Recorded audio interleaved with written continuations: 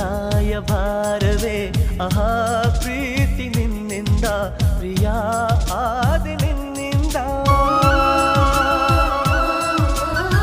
ಸಾಗರವು ಹುಣ್ಣಿಮೆಯು ಜಿಗಿಯುವುದೇ ಪ್ರೀತಿಸಲು ಮಲ್ಲಿಗೆಯು ಗಂಧವು ಬೆರೆಯುವುದೇ ಪ್ರೀತಿಸಲು ಪ್ರೀತಿ ನಿನ್ನ ಸ್ಮರಣೆಯಲ್ಲಿ ಅದರಗಳು ಅರಳುವುದು ಚುಂಬಿಸುತ್ತ ಪ್ರೀತಿಸಲು ಪ್ರೀತಿ ನೀನಿಲ್ಲದೆ ನಾನು ಹೇಗಿರಲಿ